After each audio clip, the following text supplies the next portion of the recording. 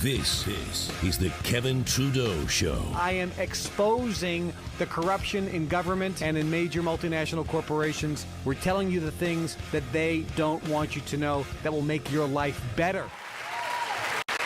Kevin Trudeau here. Everything they don't want you to know about. Thanks for joining me. We have a great Power Pack show today, improving the quality of your life and your standard of living, telling you the things that they don't want you to know about. Glad to be here. Glad you're here. I got some more, last week we talked about the Kevin Was Right file, and I got some more stuff in the headlines that, the Kevin Was Right file. About 20 years ago, on my original radio show, I was the first person, and I know this for a fact, I was the first person. Later, it was talked about a little bit in the mainstream news media. Fox News covered this a little bit, but then it went completely silent. What I pointed out was the obvious. I pointed out that politicians in America, but it's the same everywhere in the world, by the way. It's in every country in the world, with rare exception. I think Switzerland is an exception.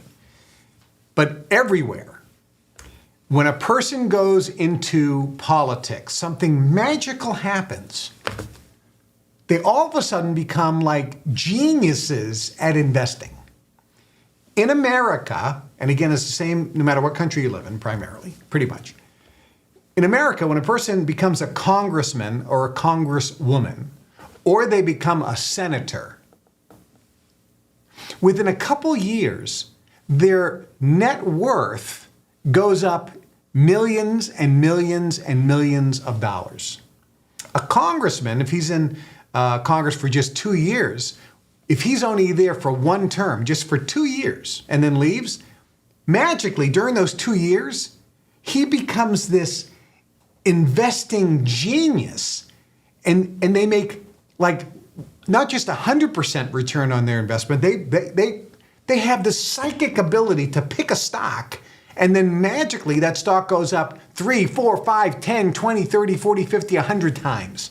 It's the most amazing thing in the world. It's got to be that in Congress, like the building, has to be some like psychic connection to the universe. And all the Congress people pick stocks like uncanny. And when you're in the Senate, you're even more psychically powerful at selecting the right stocks that are going to skyrocket, or you short the stocks that go down.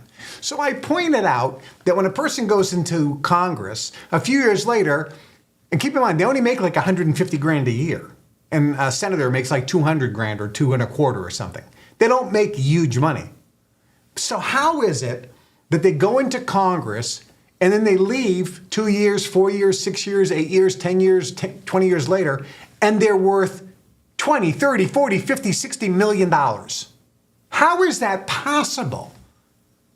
Well, the answer that I pointed out was Congress, remember, they write the laws for themselves.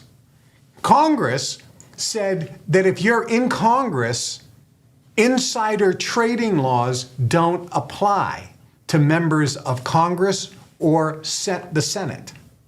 They don't apply. So you can actually trade on insider information, and it's legal. Are you pissed off yet? I pointed this out, and this is one of the reasons why I've been crucified by the government. Because I am explaining the things that people in the mainstream media are afraid to reveal. When Fox News brought it up, it was shut off in 48 hours, and you never heard of it ever again. Well, RFK, Robert F. Kennedy Jr., who's been on my radio show before, he actually pointed this out recently. And the headline says, "She's such a genius. Nancy Pelosi is the most incredible investor in the history of mankind. She's made millions from perfectly timed stock trades."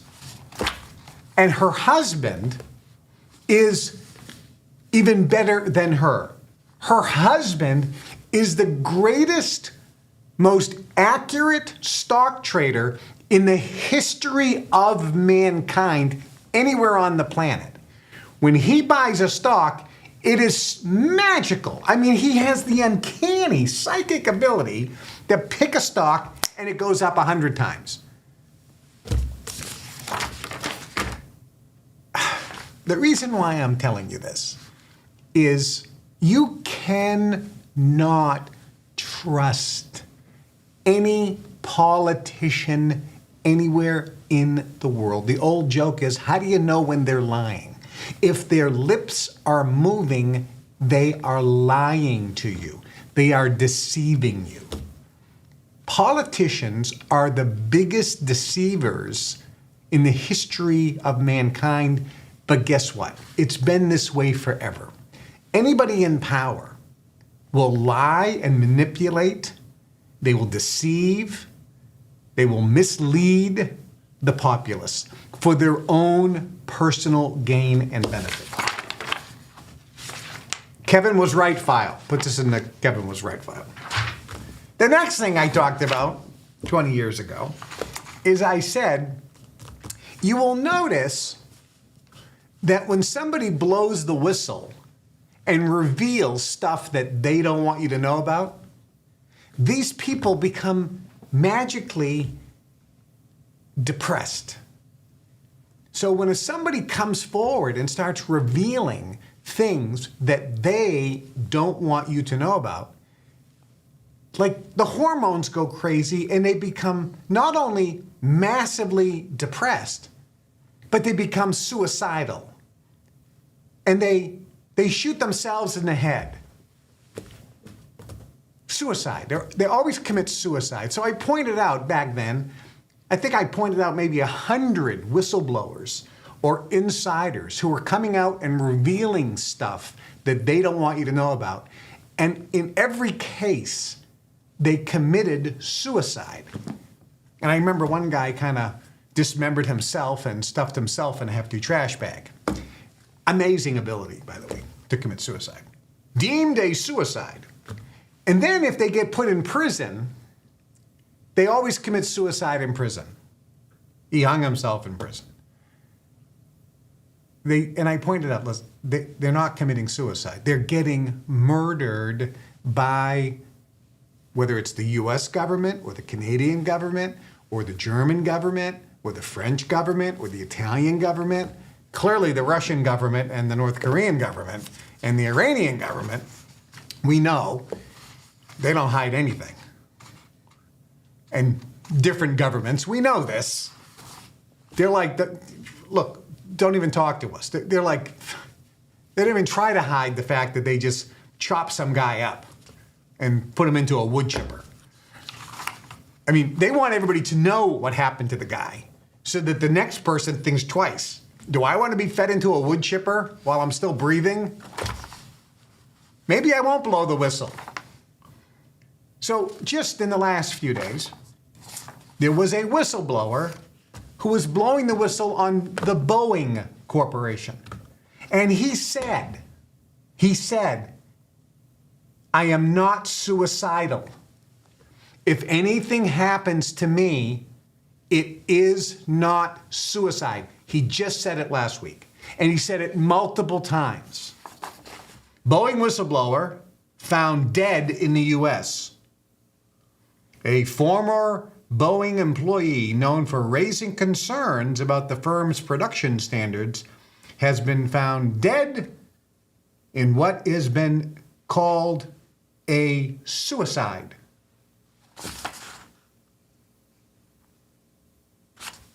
He was murdered. It's not suicide. It's not suicide. You know, there was a, and the reason why I'm telling you this is because some of you are still under the impression that I love my government, I love my country, I love the free enterprise system, I love the capitalistic system. We have a democracy. Welcome to Fantasy Island. where all of your dreams and fantasies are reality. That's not how it works. I remember in the movie The Godfather, Michael Corleone is talking to the girl. They're walking down, Kay. And Michael Corleone is talking to Kay, and Kay says, I thought you were going to get out of your father's business. Vito Corleone, the Don, the Godfather. Kay didn't want Michael to be in the family business. And Michael says, Kay, my father's not unlike any powerful man, a senator or a congressman. And Kay says, you're so naive, Michael. Senators and congressmen don't have people killed. And Michael looks at her and says, who's being naive now, Kay? Think about that. That was in the movie. They know what's happened. And if you watch that movie, The Offer, that I talked about, which is not movie, it's like a series of episodes on the making of the movie The Godfather, the true story of how they made the movie The Godfather, and you see how the politicians are controlled by not only the mob, but the bribes and the payoffs, it'll open your eyes to reality. And the reality is, life is not a fairy tale. The reality is quite different than what you may think. Once you start coming out of this trance and start seeing, now you can start being empowered and you can stop being manipulated, controlled, and lied to by these powers that be. So I want you to think about this. So put this in the Kevin Was Right file. And by the way, there are all these suicides. They're not suicides. People are being killed. I was put away for 10 years for the non-crime of contempt of court. Contempt of court is not a felony. It's not even a misdemeanor. It's called serus juriditis. My Latin isn't very good. I'm probably pronouncing it wrong, but it means a thing of its own.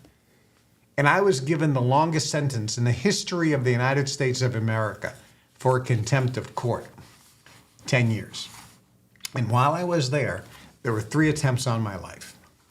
And the guys told me they were given favors, payments to the families and so forth, to take me out. It is a miracle that I'm still here. And I can tell you, if anything happens to me, it's not suicide. All right, now I told you on my first show a few weeks ago that I was going to share with you headlines on how the mainstream media deceives you with headlines, that they lie. And there's a difference between truth and honesty. You know, when you go into court, which as you guys know, I've been quite a few times. When you go into court, you just have to say, I promise to tell the truth. And I remember I was sitting there with the judge and he says, do you promise to tell the truth, the whole truth, and nothing but the truth? I says, Your Honor, in addition to that, I promise to be honest. And he looked at me and he goes, what's the difference? I go, the truth is, if I told my girlfriend, I went to lunch with a friend, that's the truth. But if I was honest, I would have said, I went to lunch with my ex-girlfriend. One's the truth, one's being honest. Think about it. So here we have dishonesty across the board. And the reason why I'm sharing this with you is not so that you feel bad.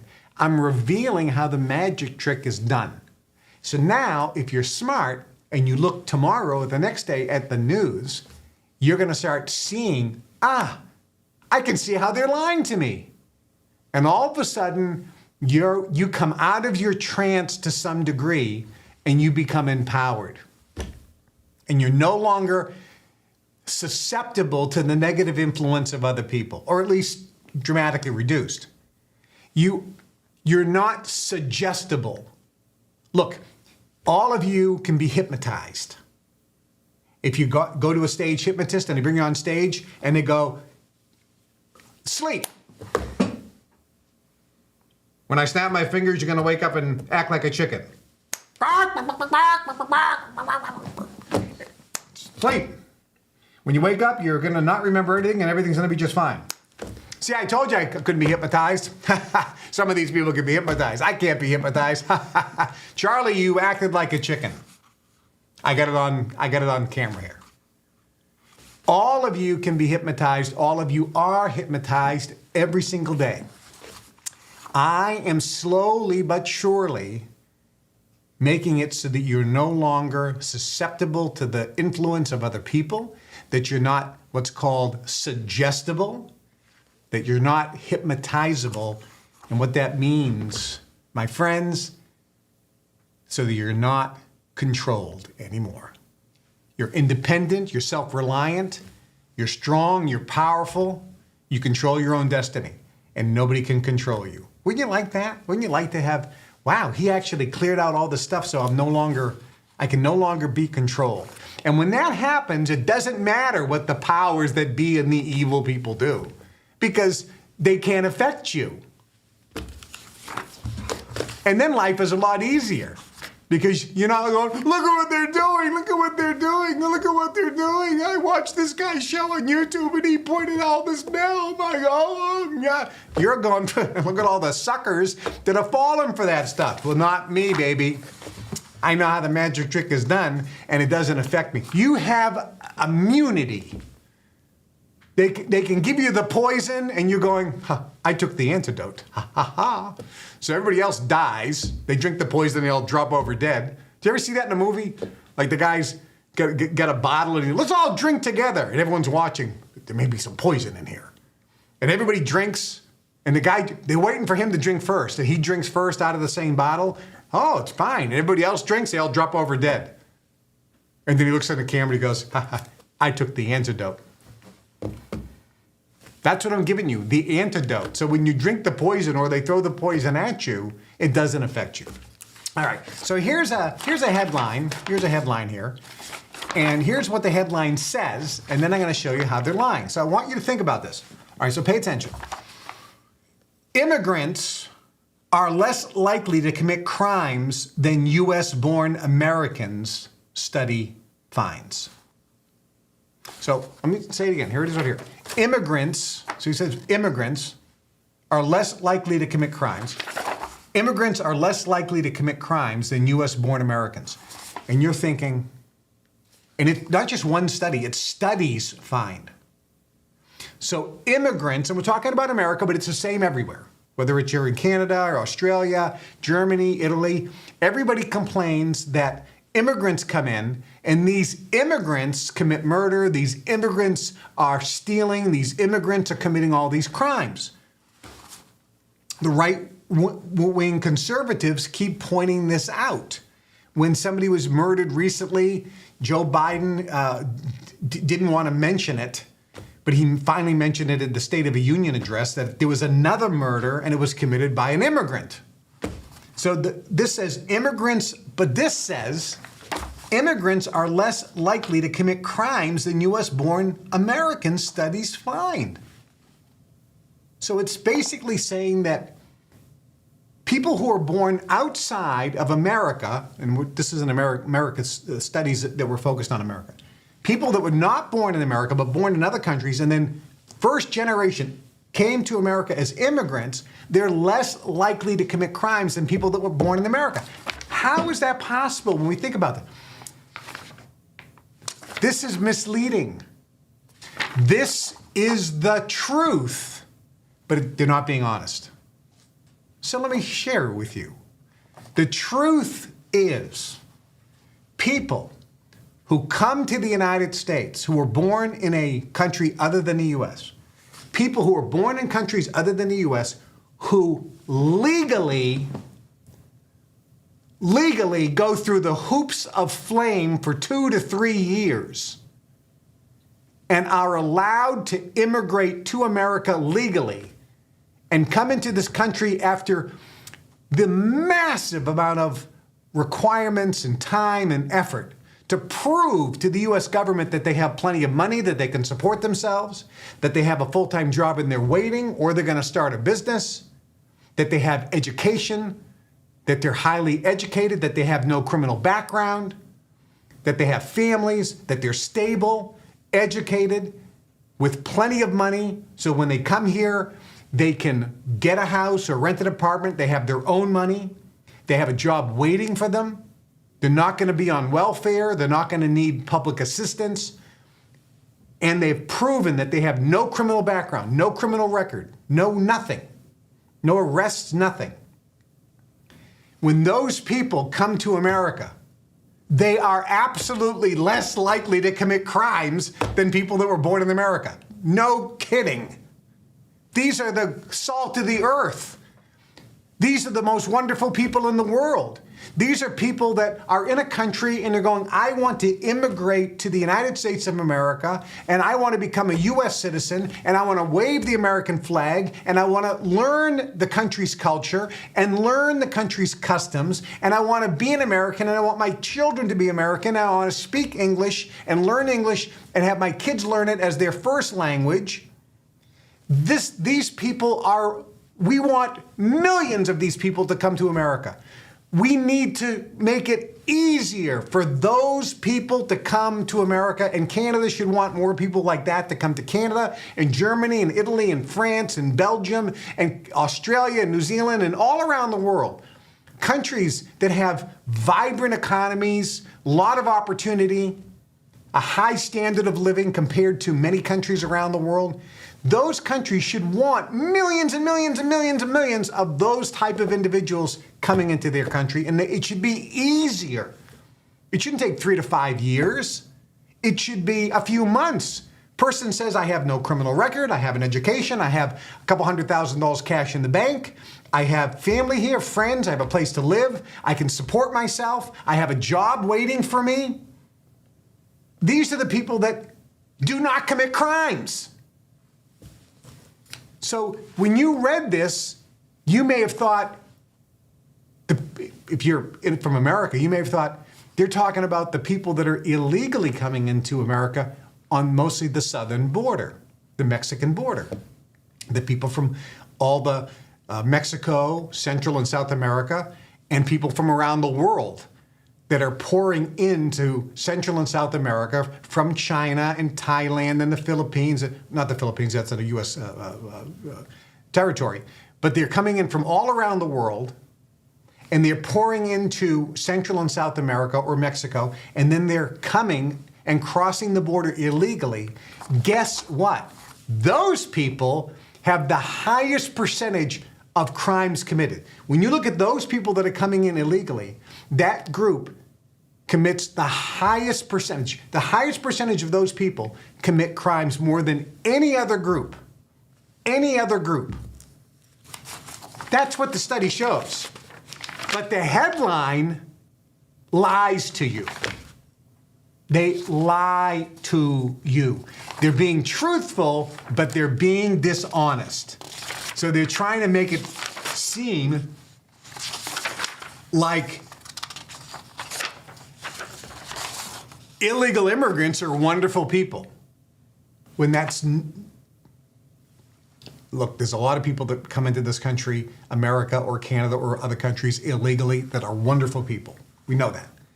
But the statistics show that people who are coming into various countries, whether it's Italy, it's the same statistic, whether it's Germany or France or Belgium or the UK or Canada or Australia, the people that go into those countries illegally, when you take, okay, there's 1 million people that went into Australia illegally, what percentage of those people have been convicted of crimes? It's higher than any other demographic group by a factor of 5, 10, 20, 30, 40, 50, 100. There's no comparison. And that's the fact that nobody wants you to know because they lie to you. You can put this in the Kevin Was Right file. Here's another one that they're lying to. And I'll talk more about immigration, baby, because countries around, and when I talk about the globalist agenda, you'll understand why the globalists want massive migration. And migration's a good word. Immigration is another good word. People who migrate and go into countries illegally and break the law, that's another good phrase. I mean, why are you so offended when you say there's an illegal immigrant versus a legal immigrant? There's a difference. One comes into the country legally and does all the paperwork, and the other one comes in illegally and gets everything for free as soon as they get here. All right, we'll talk about that at another time. But the globalist agenda, there's a reason why that's happening and why that's being promoted. But that's done on purpose. So here's another one, and this is great. Again, the truth, but not honest. Not honest. They're telling you the truth, but they're not being honest. Pentagon finds no evidence of alien technology in new UFO report. So this is a new UFO report, and it talks about that in this report found no evidence of alien technology. The Pentagon says it found no evidence of extraterrestrial spacecraft in a new report reviewing nearly 8 decades of UFO sightings. Oh, that's true. So let me tell you what they did. They told the Pentagon, we want you to look at all of the filed reports for 8 decades. Review all the papers, all the reports that have been filed, and see if you can find anything that proves there's alien technology. So they looked at all of the false reports that were filed for the last 8 decades and go, no, there's nothing here. No, we can't find anything. No alien technology. We looked at every single piece of paper there was. And there's no alien technology at all. There's no evidence. Excuse me, Bubba. Did you happen to go to Area 51, Groom Lake? And when you went down, Bob Lazar, he was there. And when you go down the road, after you get off the secret plane that they tell you doesn't exist, but there's a picture, you can see it flying in. And you go down the road, instead of taking a right, you take a left, and you go into the tunnel that's hidden in the mountain, and you go down 12. Did you go there?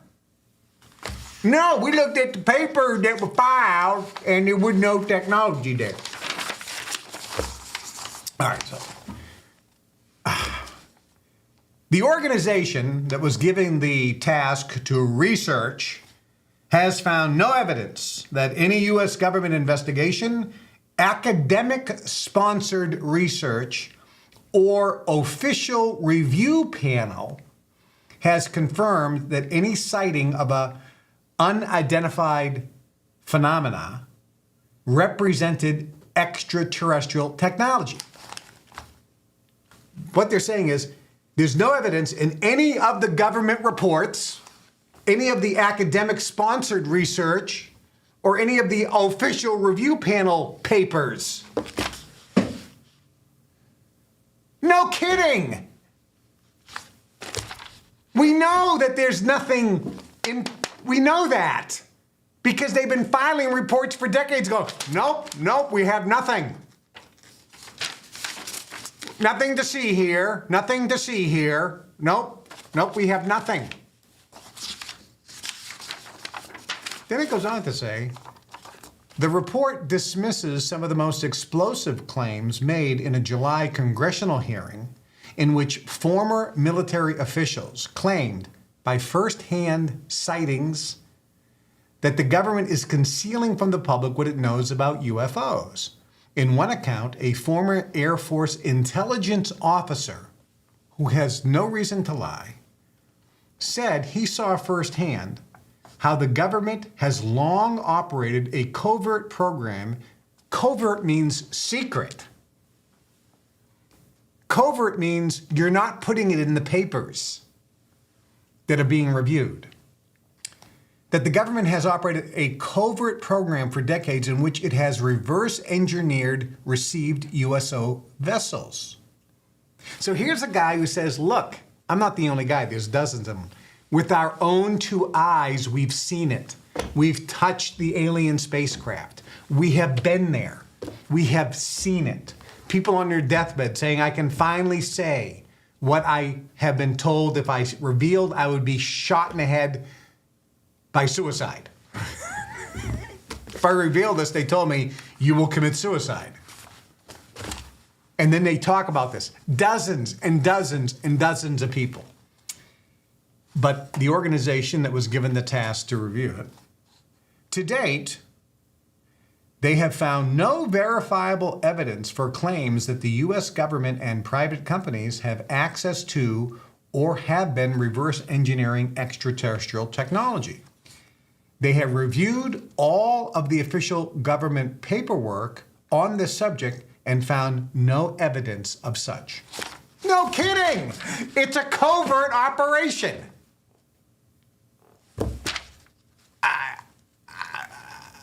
I mean, really? Mr. Trudeau, you said you were at an organization called the Brotherhood. That's right. How come we can't find any information on this secret society, Mr. Trudeau? Well, because it's a secret.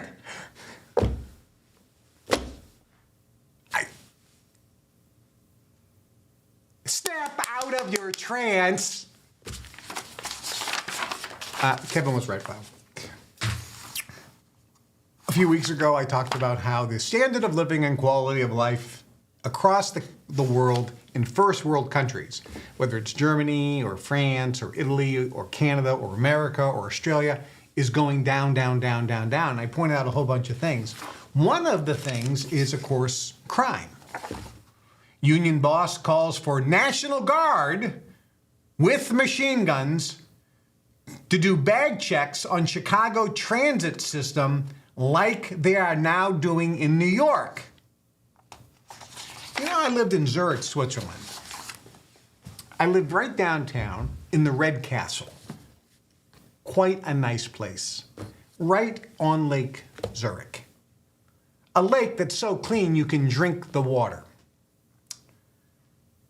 It's a world-class city. I didn't see any graffiti. There were no potholes in the streets. There were no homeless people. There was virtually no crime. I remember one particular day, I was walking down, I was gonna go get a massage. So I'm in my house, and I'm wondering, is it cold? Do I need an overcoat? Because I'm gonna walk, it's a 20-minute walk. Or should I, just walk out? Because I'm gonna go get a massage, I'm not gonna dress up. So I put on sneakers, I put on sweatpants, a sweatshirt, a baseball hat, and I think it's cold, so I put on a black cashmere long overcoat. Now let me explain this. If you ever live in Zurich or been there, nobody wears a baseball hat. Nobody walks down the Bahnhofstrasse, which is the main beautiful boulevard with all the Gucci and Louis Vuitton shops and Rolex stores. Nobody's walking down there with sneakers on and sweatpants and a baseball hat. Just doesn't happen. So I walk out the door, and as soon as I walk about a block, I realize it's way too hot for this long black overcoat. So I got the baseball hat, I got the long black overcoat, which is way too hot. So I got the sneakers, the sweatpants. I look completely out of place. There's something wrong with this picture. So as I'm walking down the street, I'm kind of embarrassed because it's like, I got this goofy, long, heavy coat, which it's so hot. I'm sure people are wondering, what's wrong with this guy? And I got the baseball hat and the sunglasses and the sneakers. I just don't look like I belong. All of a sudden, 3 police officers circle me, and they talk to me in German. Now, my German isn't so good, and at the time, it was even worse. So I said, Entschuldigung, which is, excuse me, aber ich kann nicht sehr gut Deutsch verstehen, which I can't speak German very well. And some of you who speak German are probably laughing right now at my terrible German. I apologize. Es tut mir leid. So I said, do you speak English? You know, spreekst du English? Do you speak English? And they said, yes. They said, where do you live? I said, I live here. I live in Zurich. Yeah, but where are you staying? I goes, I'm staying in my house. I'm a resident here. Do you have papers? Well, I was told when I got my residency visa and papers to always carry your passport and your residency papers with you. I says, yes. Can I get them in my jacket? Yes. So I pull out my passport, which shows that I'm in the country legally. I pull out my resident visa, and I pull out my driver's license, which has my address on it. And they look it all up, and they call it in to make sure that, you know, I am who I say I am. It's not fake documents. And I go, thank you very much. Have a nice day. I said, time out.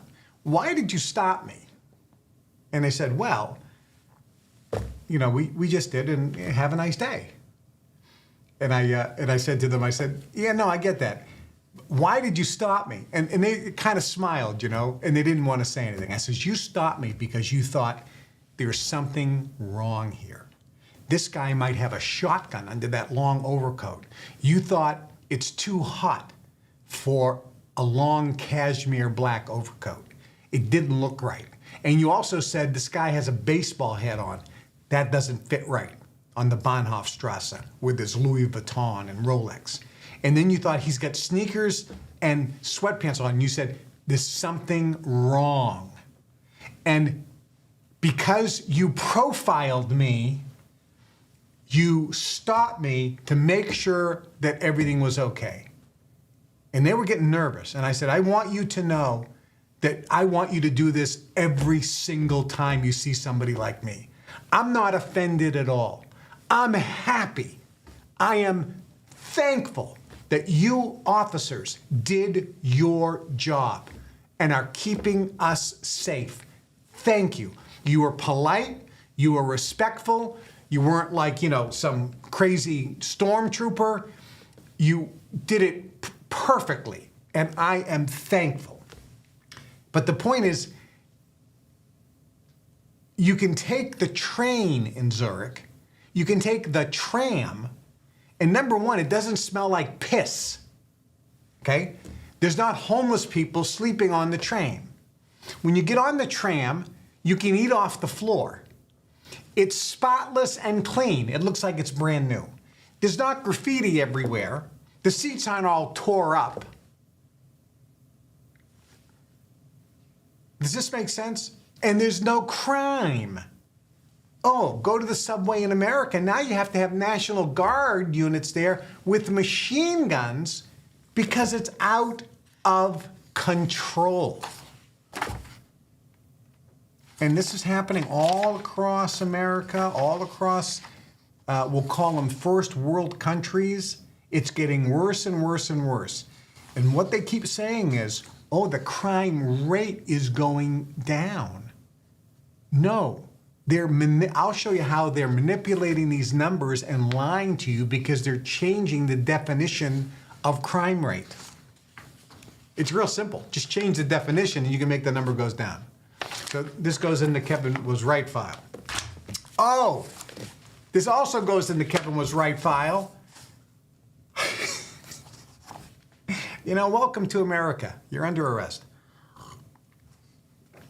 America is a very beautiful place where we have nice, wonderful citizens, and the people that are crossing the border illegally who have no money and no place to live, they're not going to steal anything. They're hungry. They're going to go in and try to steal something. They come across the border. They don't have 2 nickels to rub together. They don't speak English. They may have a family. My heart goes out to these people. I mean, these are human beings. This is a catastrophe on a mass scale. Humanity is dealing with a catastrophe, and you have to have compassion for these people. They're looking for a better life. They're leaving misery and they're coming here, but they're also going right into misery. It's getting so out of control, the shoplifting, that Walmart is now... I couldn't believe when I read this. I had to go to a Walmart and see this. And Going into a Walmart, it's like going into a combination comedy show, horror show. I mean, just look around the people, you know? I mean, look at this one person and she's like, she cut off her eyebrows and then painted them back where they don't belong. I'm like, ah! And then there's other ones with curlers in the hair. Another one's walking around with slippers, and they're like big bunnies on each side. It looks like she just got out of bed. This is how you walk around all day? It's 2 PM. Anyway, so it says, I promise I won't eat the Tide, cries Walmart shopper, shocked at new security in laundry aisle. Others agree it's crazy. Shoppers are resorting to humor to cope with their frustration since they face expanding and disruptive anti-theft measures. And what this article goes on to show is that in the aisles all across like Walmart and other places, they have, everything's locked up. You can't even, I mean, you can't buy anything. It's like, bang, I whack into this, you know, I'm just trying to get the Tide. Am I gonna shoplift the Tide? Clearly, yes. Or somebody's eating the Tide. You know, maybe they think it's candy. Oh, so if that's happening, then not only do we have crime infestation, we also have retardation at rampant levels. Because if you're so stupid that you think Tide is candy, oh my God, how bad are things getting? Oh, the infrastructure in America. I talked about how it's gone down. We haven't built anything in 100 years. If you look at the beautiful, beautiful, beautiful, beautiful libraries that Andrew Carnegie built, I mean, they're made of marble. In Lynn, Massachusetts, where I grew up, Lynn, Massachusetts, it's a blue-collar community. There is a temple. And if all mankind died and a new race came in 100 years from now and they would see the library, all the books would be, you know, disintegrated. But this marble building, it looks like something from Greece. They would say, this was a temple. They worshiped their gods here. No, it's a library. But it looks like a temple from Greece. Big, huge marble pillars. Marble, everything is marble. It costs a fortune. Governments can't afford it today. Andrew Carnegie just wrote a check. He built all these unbelievable places. You look at Washington, D.C., all the monuments. They were built 150 years ago. Now the government has no money to build anything. They built, the last monument was down there was the Vietnam monument. It's like a wall. I mean, what did it cost? $10 to build? But it's government, so it probably cost $500,000. They overpay for everything. But it's like, that's the monument? How come we can't build a monument like the Lincoln Memorial or the Washington Monument? Are you kidding me? Think about how much money it would cost to build the Lincoln Memorial, the Washington Monument today, or the Capitol building today. How much would it cost? Government doesn't have any money. I mean, the amount that it would cost would be probably billions and billions, probably $50 or $100 billion to build the Capitol building. I mean, it's so unbelievable.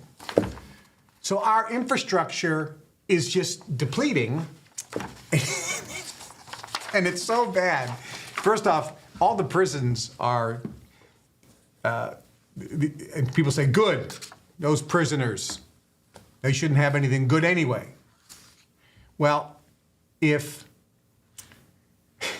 PETA, you know, the animal rights group, if they went to a U.S. prison and let's say that it housed animals, PETA would be filing lawsuits for animal abuse. That's how bad the U.S. prisons are. The rats, the mice, the asbestos, the no heat, no air conditioning, it's 120 degrees. Oh, it's okay, let the inmates die, no problem. The food I remember one time I took a piece of cake. I went up with my tray, you know. And listen, I'm in prison, I get it. I'm not there to complain. So the guy throws a piece of cake on my tray. I go back to my table with my other fellow inmates, and the tray's got green mold all over it. The cake has got green mold all over it. So I'm thinking, I am not going to complain. I'm in prison. I'm not going to complain. But clearly, the food service administrator would want to know this so we can stop giving it out, because someone's going to get violently ill and then maybe file a lawsuit or something. You don't want people dying. So I walk up and I said, the food service guy was standing there. They always stand there so you can walk up and address them. That's part of the rules. But if you address them, they'll just throw you in the hole and ship you because they don't want you to address them. But they can say, I was there. And then they say, you threaten them. So I'm a little nervous about even walking up and saying hello. So I walk up and I said, I am not complaining. I want you to know this. I am not, under any circumstances, complaining. But I want you to know that the cake has this green mold all over it. So you might want to stop serving it, because I'm sure you don't want to get anybody to get sick. And he goes, there's nothing wrong with that cake.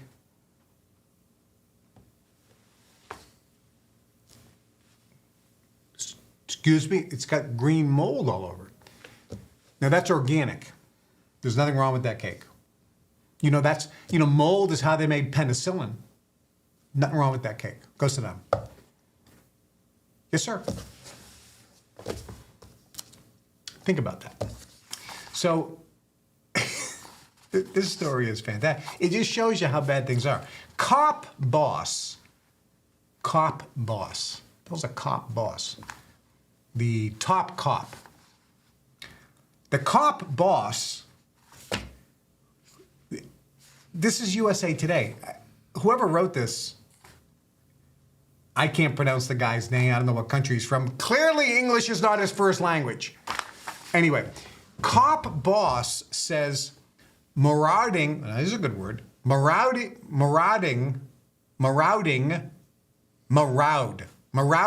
rats are getting high on marijuana at New Orleans police headquarters. And it goes on to say that the headquarters of the New Orleans Police Department, the headquarters, is in such disrepair, because it was built probably 150 years ago when the government had money. And it's just fallen apart and completely dilapidated. It is overrun with not mice, with rats the size of giant cats. And they can't get rid of them. And the rats, who'll eat anything, are eating, they're burrowing into the evidence room, and they're eating the evidence, the marijuana. Now, clearly, we know what really is happening here. The drug cartels have figured this out. If there's no evidence, they can't be convicted. So they have trained rats, I'm sure of this, trained rats to go into the police department. And they've trained them because they showed them the plans. They said, you burrow into the evidence room and you eat the evidence. I'm sure that's what's happening. All right. Let's talk about two other things, and then I have some exciting. Now I'm going to talk about this first. All right. Can I have a drum roll? Do we have a drum roll? We're going to do movie recommendations. Drum roll? Is there a drum roll? Yes. Okay. Can't hear the drum roll. All right, so let's assume there was just a drum roll. The response I have gotten from my brilliant movie recommendations is off the chart. And if you haven't seen all the movie recommendations, guys, we should put up on the fan club website, Kevin Trudeau fanclub.com website, a list of Kevin's movie recommendations. And we just add to it every single week. My books are all already there. There's a recommended book list. So you can get the recommended book list at KevinTrudeauFanClub.com. But check out the we're going to start putting up the movie recommendation. So maybe this is the first show you've ever seen, and you're saying, who is this guy? Check out the movie recommendations. People are loving it. They're saying, man, I didn't know this movie existed. I never heard of it before. What a wonderful night. I watched with my girlfriend, my husband. We watched it together as a family. It was fun. It was entertaining. We discussed it afterwards. It was just a great movie. And I picked some older movies. I also picked some kind of newer movies. What I think is newer, for most people think are old. But all right, so I got two movie recommendations this week. The first one is an older movie. It's in black and white. The name of the movie is 12 Angry Men. Sorry, ladies. You may actually be happy. Good, yeah. All these guys, there should be 12 angry ladies or 12 angry women. There's a movie I am going to recommend, by the way, ladies, where there's not one male in the entire movie. It's only women. And it's a great movie. But I'll recommend that later. This one here is called 12 Angry Men. And it's not about 12 angry men. That's the name of the movie. 12 Angry Men. It has a young Jack Klugman. Some of you watching have no idea who Jack Klugman is. Well, he was one of the Odd Couple. He played Oscar Madison opposite Felix Unger, who was played by Tony Randall. And most of you are going, who the hell is he talking about? Okay, yes, I know I'm not mentioning Matt Damon or Johnny Depp or anybody who's famous today or Tom Cruise. These are older actors, but has a young Jack Klugman and also Henry Fonda. Henry Fonda, you don't know who he is. He's old, he's dead. It's a black and white movie. It's an old movie, so you're probably not going to know the actors. But it's a movie about 12 jurors. And the entire movie is shot in one room. And it's dialogue between these 12 people. And it's riveting. Why do I recommend you watch the movie? Years ago, I was in Chicago here, and I met a fellow by the name of Herb Cohen. Now, Herb Cohen wrote a book called You Can Negotiate Anything. And he was teaching a seminar on negotiation. And Herb was this wonderful, wonderful, brilliant Jewish fellow from Chicago, and he smoked cigars nonstop when he taught his seminar. And I asked him, and I says, Mr. Cohen, we're in a hotel. It's a non-smoking hotel. You're teaching the seminar, and you're smoking cigars. How is that possible? And he said, real easy, negotiation. So Herb Cohen taught this seminar on negotiation. And I remember in that particular seminar, he said, with a cigar, in negotiation, you have to care, but not that much. Think about that. Nugget of gold right there. In life, you have to care, but not that much. And then he went on to say, and in negotiations, there are two words that you should use a lot. The first word is spelled H-U-H, and it's pronounced, huh? The second word is spelled W-H-A, and pronounced, what? Sometimes you can use these together, huh? What? Powerful negotiation training. But in the negotiation training course, he showed a movie, and he said, I'm going to show you a movie. We're going to pick it apart because it tells you every secret of negotiation. One guy negotiates against 12, and he comes out on top of the negotiation. The movie was 12 Angry Men. Henry Fonda is the one guy who's negotiating against 11 other men. And he wins the negotiation. And you can see all the techniques, because Herb Cohen would stop the movie and he would say, what technique was just used right there? And I remember in one particular technique, and I'll tell it to you, was when Henry Fonda took his jacket off. And he goes, that was a subtle technique to let everybody know, I ain't going anywhere. So when you're in negotiation, to be able to let the other person know, you're in no rush. Changes the dynamic subconsciously of the negotiation and gives you power in the negotiation. So 12 Angry Men is a great movie. Highly encourage you to watch it. It's a great movie. The next movie is a newer movie. My esteemed colleagues over here who are younger in their 20s are going to say, what movie is he talking about? It probably came out before you guys were born, although I'm saying that it's a newer movie. It's called A Bronx Tale. Okay, by a show of hands over here, the peanut gallery, you don't even know what that means. Have you ever heard of A Bronx Tale? No? Oh, Joe! But you never watched it, right? I have. You have watched it? Okay. Joe have watched it. And thumbs up or thumbs down? Thumbs up. Thumbs up. It's so-so. It's so-so. So-so. Okay. Joe's like, it's so-so. Let me tell you why I recommend it. Do you have any reason why I'm recommending this movie besides it's a gangster movie? All right, here's the reason why. The reason why I recommend watching A Bronx Tale. It's not the best movie you've ever seen. It's not necessarily riveting. It's a true story. And it's an accurate depiction of life and people. Let me tell you something. If you want to excel in life, if you want to succeed in life, one of the things is always to work on yourself. That's categorically number one. I just saw a clip of my old friend Jim Rohn. Jim Rohn was one of the guys who trained Tony Robbins.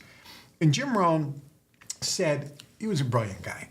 He said, you should work harder on yourself than you work at your job. Where should you put your effort? He goes, most people try to put effort into their work or their career or their business. You put your effort into yourself. Work on yourself first. So personal development. And Warren Buffett said that as well. Warren Buffett said the biggest difference between wealthy people and poor people is wealthy people, especially when they were just starting off, invested money, huge amounts of money and huge amounts of time in personal development because they knew investing in yourself will pay you the biggest dividends. And you'll have that investment for the rest of your life. So always invest in yourself, which is why I recommend books and audios and the different training courses we have available. But the second thing that's really important is to be a student of human nature. You'll never hear this. Oh, this is an insider secret right here. I don't even think it's in the Nuggets of Gold book. You should write this down. Write that one down because we'll add this as a nugget of gold. I don't think I've ever said this in public. If you want to be successful, if you want to be a master of your own personal power, one big advantage is to be an expert in human nature. How do you learn about human nature? Well, number one, by looking at yourself and being not delusional, but have real strong self-awareness. Be aware of your strengths and your weaknesses, but also be aware of others and really analyze what is motivating them. What is making them say that? Is it a Sam scar or some energetic imprint that's keying in and they're acting irrational? Did you push a button where they're acting irrational and uncontrollably? Or do they have something inside, a need to be acknowledged? For example, you know what one of the biggest needs is for people? And if you read the book, one of my recommended books was How to Win Friends and Influence People. One of the biggest needs is people need to be heard. People need to be heard. You do too. You need to be heard. You get frustrated when someone isn't hearing you. They're not listening. No. They're not hearing you. You don't understand what I'm saying. If you say to someone the magic words after they express themselves, I hear you, their heart melts and you develop affinity with that person. So you can look at how people operate in life and you start becoming a greater student of human nature. So a movie like 12 Angry Men that does that, that's a fictitious movie, of course, but it teaches you human nature and negotiation technique. A Bronx Tale is a true story, and it's actually true almost to the point of the dialogue being accurate. Because the author of this is the man in the movie. He actually wrote down, he experienced it firsthand. So what you're witnessing is a firsthand account of what happened in the Bronx of New York relating to the Italian mafia there. It's a first-hand account. So you can learn about human nature. So highly recommend and encourage you to watch both of those movies. And again, as always, in the comment section, either on the Kevin Trudeau Fan Club Telegram channel or in the comment section here on YouTube or Rumble or wherever you're watching this, you can tell us what you think of the movies that I recommend. Those are two good ones. Now, I'm going to give you my book recommendation. Can we have a drum roll, please?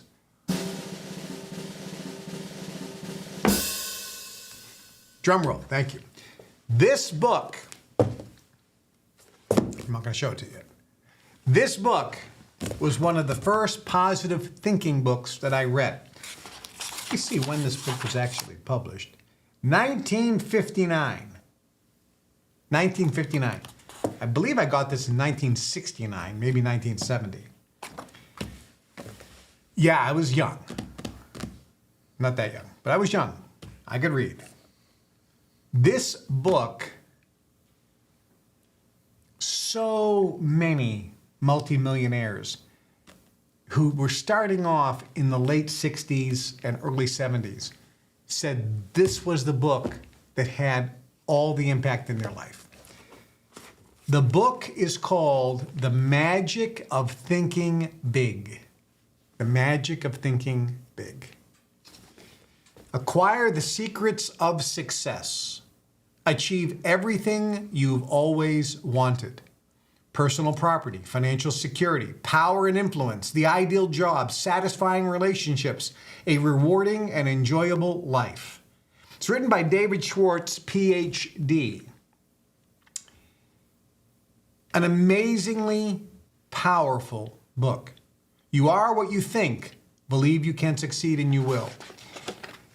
When I was given this book, I was told, just read the first 2 chapters. Don't read anything more. Fine. Well, after I read the first 2 chapters, I said, they're not going to know. I read the whole book. Here's the first 2 chapters. And this is why I was told to read the first 2 chapters. And nothing more. The reason why I was told that, by the way, later I'll explain. Because the guy didn't want to frighten me by the size of the book. It's it's almost 300 pages.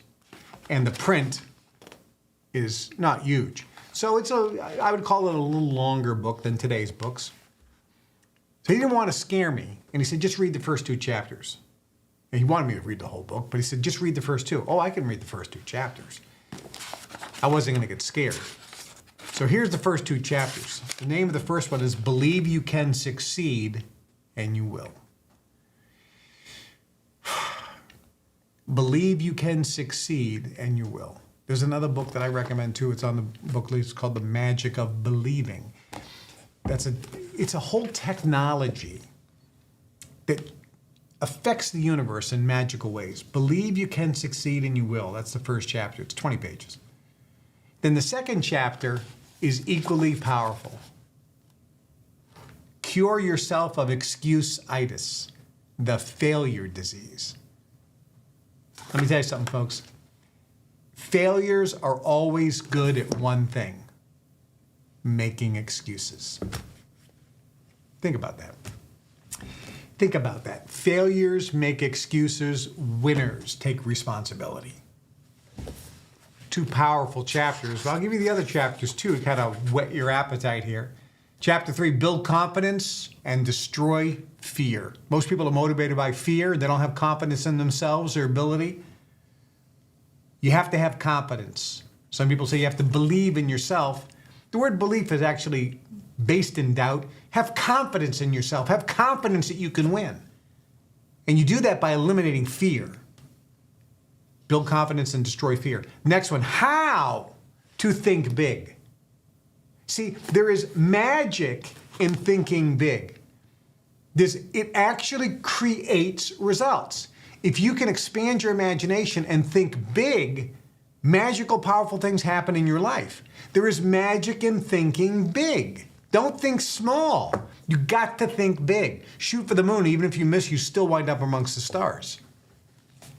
So there's magic in thinking big, but how do you think big? Chapter 4, how to think big. How to think and dream creatively. This tells you how. This book is filled with the how. And it goes on and on and on. Highly recommend and encourage this book. You know, for years, I actually had printed just chapter 1 and 2. And we had this in a little tiny pamphlet. And I would give this out like candy to everybody I met, knew, whatever, say, hey, this will help you, this will change your life. And if you like it, you can order the book. But I had it specifically printed. Had 100,000 copies printed. And I just gave them away to everybody. Chapter 1 and 2. So at least read those two. All right. What else we got? All right, I want to talk about a couple other things that are... Well, I wanted to get to this. Maybe I'll get to that next week. Okay. How you're being lied to, and I'm going to give you some things that's going to help you right now. It's always good to be helped, yes? Yes. I would like to save some money. All right. If you watch television, you've probably seen ads for cellular phone service. Now, I don't know the ads that go on around the world because I haven't seen them, but I'm sure they're very similar. I've done a little research and I'm pretty sure they're similar. In the United States, you have a couple companies such as Consumer Cellular. And what Consumer Cellular says in their ad is, we provide, now listen to the words here, because there's a difference between truth and honesty. And if you're dealing with a company that's not being honest, don't deal with them at all, because they're screwing you. Be 100% honest. Honesty is always the best policy. So Consumer Cellular says this: buy our service because we provide the exact same coverage as the major carrier, because we use their towers. And they show you a map, right? And they say, what's the difference between these two maps? These are the coverage maps. I go, well, this one here is a different color than this one. This is our premium. And the Consumer Cellular guys goes, why would I pay more for the same coverage? And they're very specific. They go, it is exactly the same coverage. Exactly the same coverage. So if you use Verizon or if you use Consumer Cellular, you're getting exactly the same coverage. So why would you pay more for Verizon? Makes sense, right? Makes sense.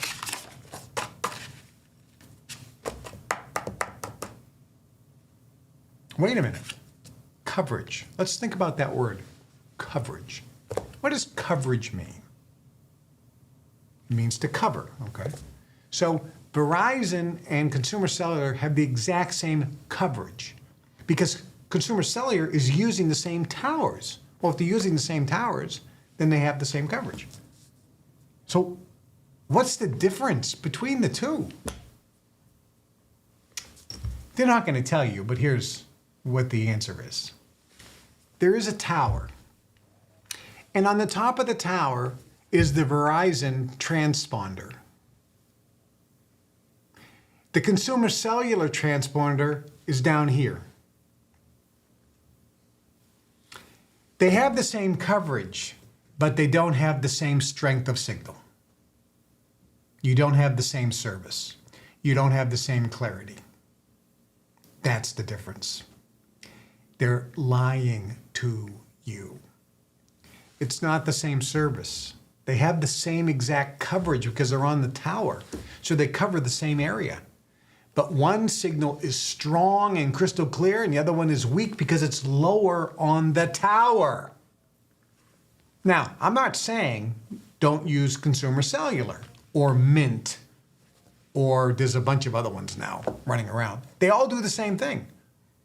This is exactly what they're doing. They're going to, you have T-Mobile, you got Verizon, I think there's some, AT&T. Those are the three. So there's three that have towers. Three companies have towers: AT&T, Verizon, and T-Mobile in the United States. And it varies around the world. These other companies, whether it's Mint or Consumer Cellular, whatever, they're using the same tower. They're leasing the tower. And they're just putting a transponder, but it's lower on the tower. So their signal is not as strong. And their clarity is not going to be as good. You're going to have more drop calls. They don't also have the bandwidth, so you can get more busy signals. It's harder to get through sometimes, harder to pick up 5 bars, but they have the same coverage. So this is important. These companies are just not honest. And this is what happens all the time. Now, am I suggesting that you use AT&T or Verizon or T-Mobile instead of Mint or Consumer Cellular or one of these other ones? No. And here's how do you pick. If you use Consumer Cellular or Mint or some of these other ones, there's a bunch of them, they're a heck of a lot cheaper. So maybe in your area, the signal is going to be close enough between a premium carrier. Hey, I remember I was living with a buddy of mine up the street in Arlington Heights, and we both had cell phones. I had T-Mobile, he had AT&T. I'm in his condo. I got 5 bars on T-Mobile. He has no bars on AT&T. AT&T is a premium service, but that particular location, T-Mobile had a stronger signal because their tower was right there, where AT&T's was around and it just didn't hit it right. So AT&T is not worse than T-Mobile, but it was if you lived there. And I had a friend of mine with Verizon, he comes over the house and he had 3 bars. So if you lived in that house, you would virtually have to get the phone and say, I need to go over to my house to see what the signal is. If you're going to be using the house mostly in that phone. You say, I don't use the house in the phone. I'm going to use Wi-Fi. So I'm not even using the cell service. Okay, where do you use it mostly? Where are you driving? What city are you in? Are you going around the country or just local? I remember I was going to see Gary Spivey in North Carolina, and Ruben was picking me up. So he picked me up at the airport. I think I flew into Raleigh this particular time. It's like an hour-and-a-half drive or whatever it was. Gary's house in North Carolina is in the middle of nowhere. We're driving down this road. It was a 40-minute period of time where I had no cell signal at all on T-Mobile. None. 0. But if I had a Verizon or AT&T, it wouldn't have been as bad. So just in that particular area, if I lived there, I'd be an idiot to get T-Mobile. I would get either AT&T or Verizon, or I would check out some of the less expensive carriers to see if their signal was okay. So here's the point. The point is, advertisers are always going to mislead you. They're going to lie to you. They're going to deceive you because all they want is your money. They're not being honest. And the bigger the company, the more, if the company's a publicly traded company, they have to do this. They have to basically mislead because publicly traded companies have a fiduciary responsibility to the shareholders. They have to increase profits to increase shareholder value. They have to focus on increasing the price of the stock and the amount of dividends. They're not focusing on the customer. Now, it seems counterintuitive. I was traveling in Australia with Al Dunlap. Al Dunlap was a super fantastic CEO known as Chainsaw Al. He would come in and turn companies around. He ran Sunbeam Corporation and a bunch of other big companies. Super fantastic guy. Him and his wife were fantastic. Really enjoyed him. And we were having a very good, strong intellectual conversation about the fact that companies have to be focused on increasing stock price and increasing dividends. And if they focus on that, they'll automatically be focused on better customer service and quality of product and price, because they want their customers to be repeat customers, and they want their customers to have such a great product and such a great buying experience that they'll recommend the company and the products to their friends, relatives, and neighbors, which will effectively grow. If they screw the customers are going to leave, and then they're not going to increase dividends and increase the value of the stock. So they have to, that motivation, that financial incentive actually works to the advantage of the customer. He's not wrong, right? I mean, it makes a lot of sense. There was a company in America called Schlitz Beer. Schlitz Beer was the number one, I don't know if you know this, number one selling beer in America. It's a bunch of Germans when they immigrated here legally. When the Germans immigrated legally, and they came here, hardworking, salt of the earth, fantastic human beings, excellent, and Germans drink beer. They said, we're going to bring beer to Americans. So, the Irish, and the Irish drink beer too. They drink anything. So I have a lot of friends who are Irish. The Italians, more wine, they eat anything. But anyway, so the Germans come and they set up a factory and they get the best hops. They make sure that the water is pure water, that it's spring water, because water is the majority of the ingredient. If you have crappy water, it's going to taste like crap. So they have great water. They get the best hops and the best barley. And Germans know that beer has 3 ingredients. It doesn't have high fructose corn syrup like Bud Light or Budweiser. And Germans know that beer is not made with rice. So if you're buying any American beer, people, it's made with rice. That's sake. Rice wine. I mean, we're not in Japan. Anyway, so these wonderful Germans, and I happen to love Germany. I spent a lot of time in Rotterdam, down south of Munich. I'm trying to show off my German speaking ability. So I know what beer is. Been to Oktoberfest, real Oktoberfest in München. And again, the Germans are making fun of me because they know I'm pronouncing it. I'm butchering the way to pronounce it. Anyway, so the Schlitz company got the best ingredients. They got the best barley. They roasted it perfectly. They got the best water. They got the most expensive and best hops. They were picked right at the ideal time, that they imported from Bavaria, Bayern, from my German friends, because that's where the best hops come from. Of course, the Germans who came there, they're not partial, but they said, look, the best hops come from where we came from, Bayern, Bavaria. So they brought in the most expensive ingredients and they produced a delicious beer. My dad used to drink it, Schlitz. It was the number one selling beer in America. Then an accountant, the guy who was the chief financial officer, he takes over Schlitz Brewery. He becomes the president. He has a large percentage of stock in the company. He's looking at his stock price. It's $10 a share.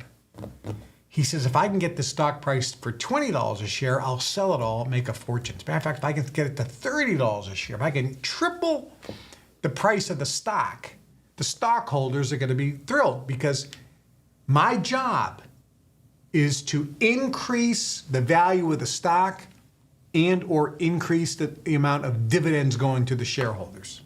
And he was a shareholder, so he was fully invested in that. But here's how he did it. And this is how most companies do it. This is why there's sometimes a conflict of interest between what's best for the customer and best for the shareholders. He said, if we buy cheaper barley,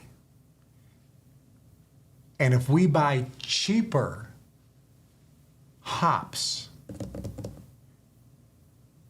we will save a fortune.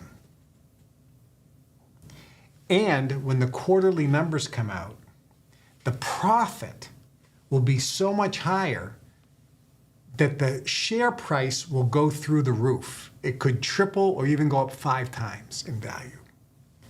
So he changed the recipe of Schlitz beer. And he bought hops no longer from Bavaria I don't know what country he bought it from, but he bought crappy hops. The story is that it was all moldy and just the cheapest crap that he could buy. And he bought the cheapest barley, and they didn't spend the amount of time to roast it properly. They saved labor cost, they saved product cost, and they started shipping out this Schlitz beer with suspect ingredients, not the quality that it was before. And people like my dad went and bought their six-pack of Schlitz beer, poured it in a glass.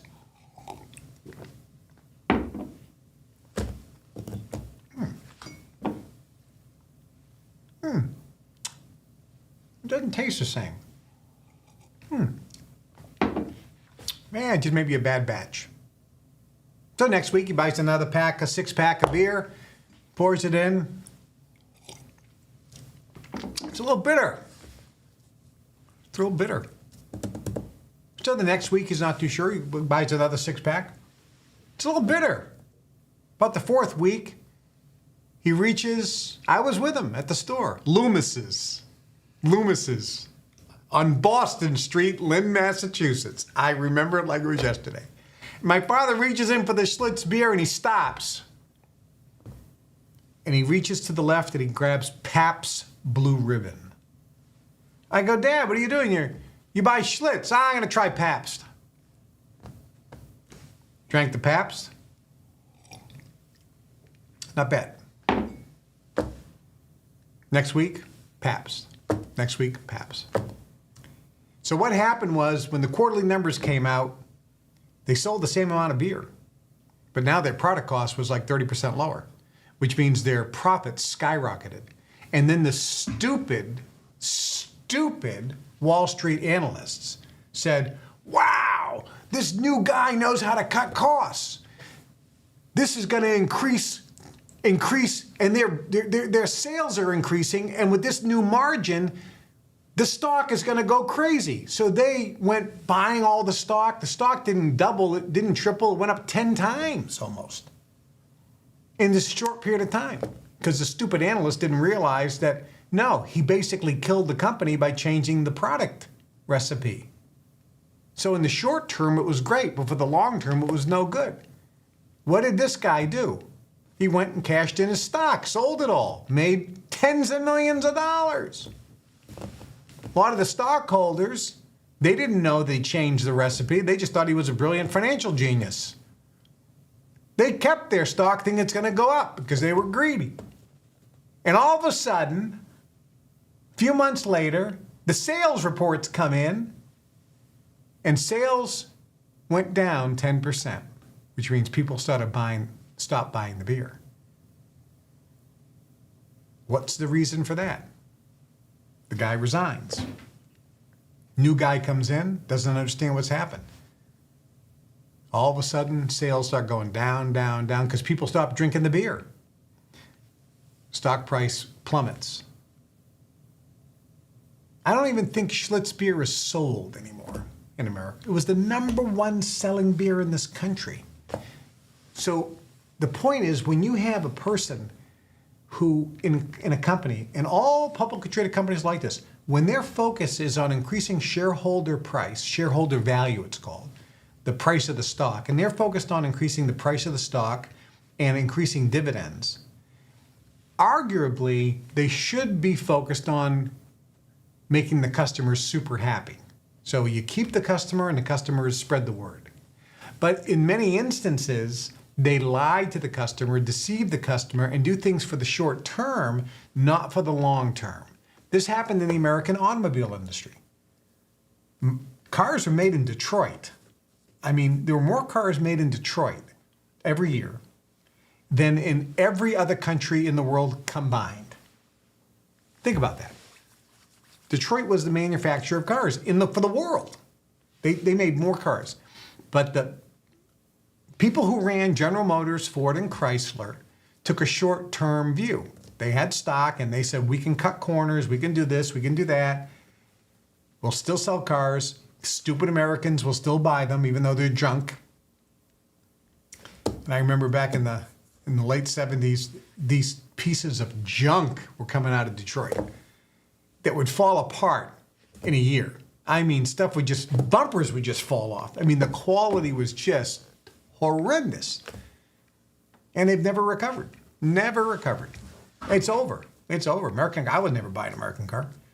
Just a piece of junk. Still to this day. Just like Schlitz beer.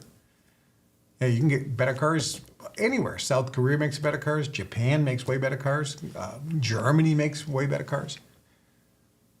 And we'll see what happens with China. You know, China is going to take over the world. We'll talk about that probably next week. How and why China is going to take over the world. Well, I didn't get to some of the things I wanted to. Okay, next week, I'll tell you what I'm going to talk about next week. I got it right here. I got all my notes right here. The globalist plan for complete world domination and control over the masses. Just a light subject, very non-controversial. I'm going to share with you the actual business plan that was outlined at the Bilderberg meetings that I was at. Bilderberg is where that plan is implemented because you have the people from all around the world that control the governments and businesses, and that's where the plan is outlined, discussed, fine-tuned, refined, and everyone has their marching orders. And they say, okay, this is what we're going to do. This is what we're going to do. And it's not a 5-year plan. It's a multi-generational plan. And I'll tell you who else is in these meetings. Not from this world. And again, you can't find somebody who was there. And it's documented I was there. Behind the door, not on the outside filming it. Inside one of the card-carrying members. So I'm going to talk about that next week. We'll talk about some health stuff.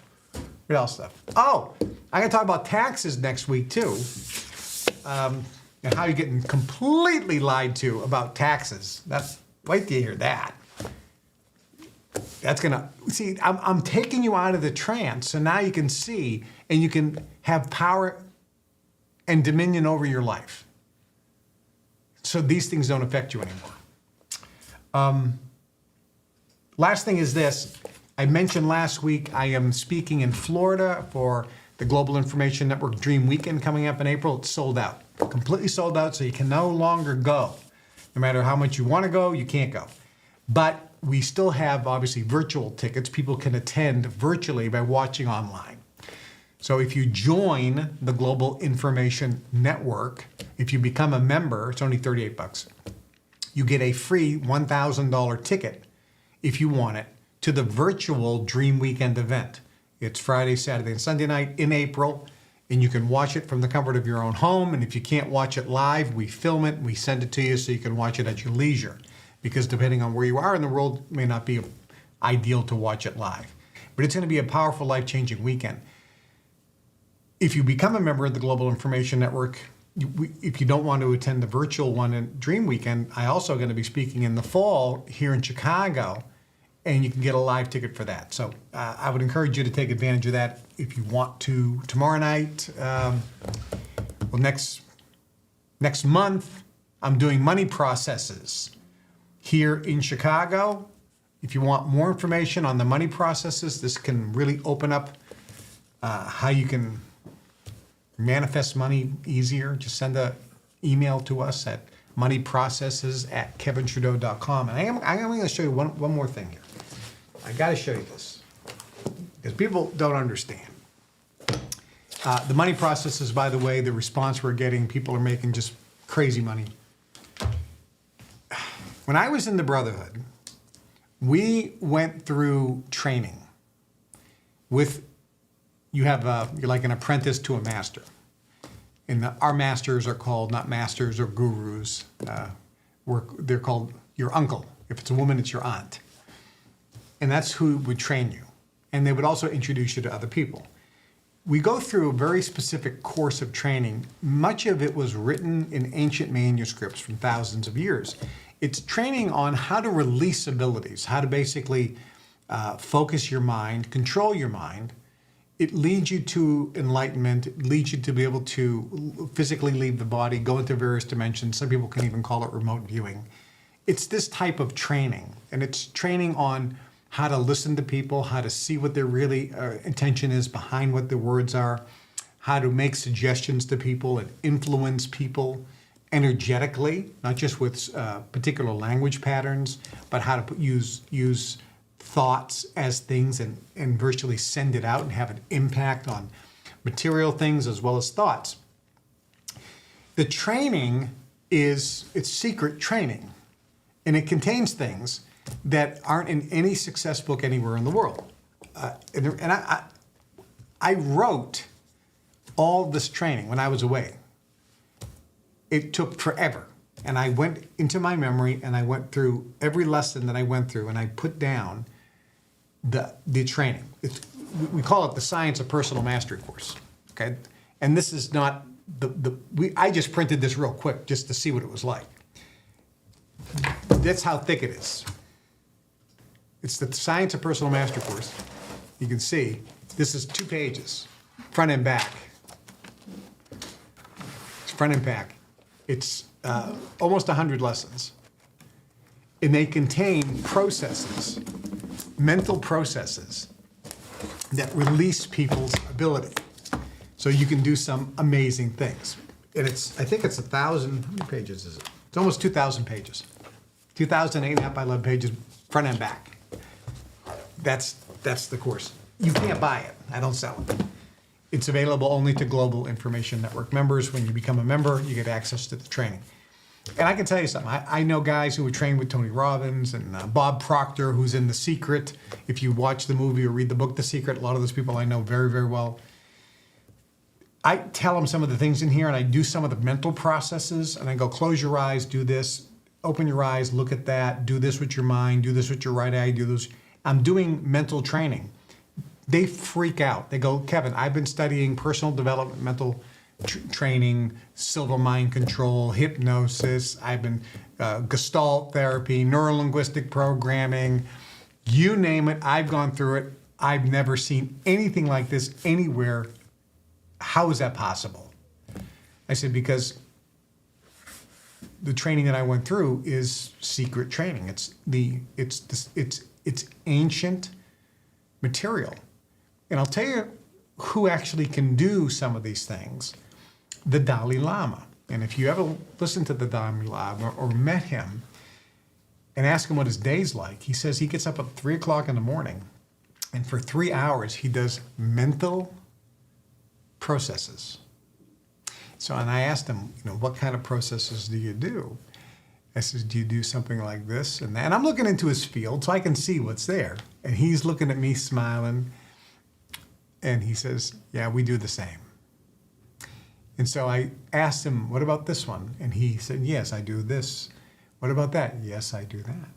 Why do you do this? Because to train the mind is the most important thing in life. It can bring you to nirvana. It can open up your heart. It can allow you to experience oneness. It'll allow you to look at individual people and see them for who they truly are, an expression and an extension of God's love and light.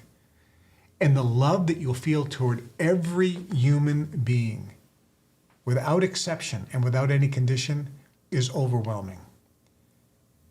It's overwhelming. Every one of you, you're an extension and an expression of God's love and light. Just as God is love and light, so are you. I see it. See it in yourself. See it in yourself. See it in yourself. Look within. God dwells within you as you. I'm Kevin Trudeau. This is everything they don't want you to know about. Sending you love, light, and many, many blessings. Have a great week. We'll see you next week right here.